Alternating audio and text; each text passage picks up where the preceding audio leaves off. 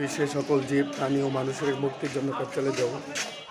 সারা বিশ্বের সকল জীব প্রাণী ও মানুষের মুক্তির জন্য কাজ চালিয়ে যাব। সেই জন্য আমরা এখন ব্রাহ্মণবাড়িয়া জেলা, বাংলাদেশের একটি স্বনামধন্য জেলা,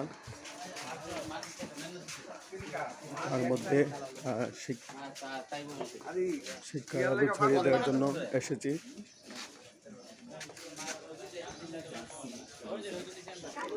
I am working to ensure human rights, peace, justice, education for all people around the world.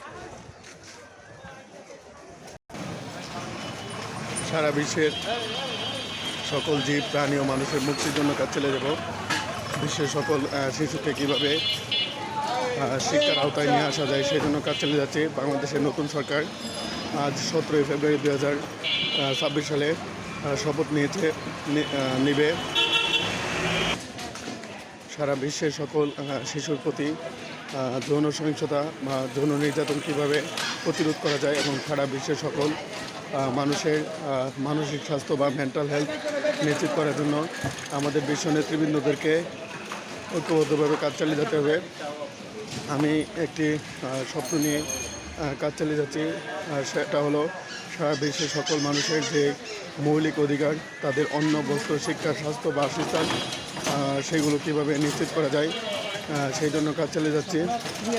এবং জাতিসংঘে আমেরিকাতে আমার গিয়ে ভাষণ দেওয়ার ইচ্ছা আছে, স্বপ্ন আছে।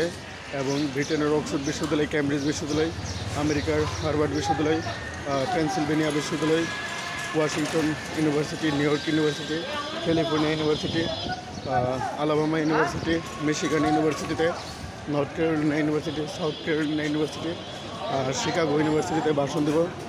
আমার জীবনের একটি লক্ষ্য সারা বিশ্বের সকল শিশুর শিক্ষা নিশ্চিত করা। সেই ব্রত নিয়ে কাজ চালিয়ে যাচ্ছি। বিশ্বের প্রতিটি জীব প্রাণী ও মানুষের মৌলিক মানবাধিকার নিশ্চিত করার জন্য কাজ চালিয়ে যাচ্ছে। বিশ্বে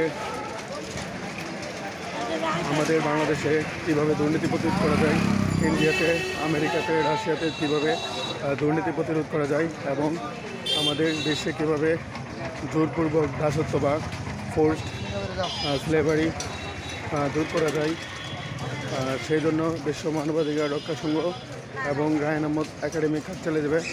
রায়ন আহমদ একাডেমির মাধ্যমে সারা বিশ্বের সকল জীব প্রাণী ও মানুষের মৌলিক মানবাধিকার নিশ্চিত করাই আমার জীবনের লক্ষ্য। বিশ্ব শান্তি, মানব কল্যাণ, মানবাধিকার ও ন্যায় বিচারের যে মহান ব্রত, সেইগুলো সেই স্বপ্ন বাস্তবায়ন করার জন্য কাজ চালিয়ে যাব।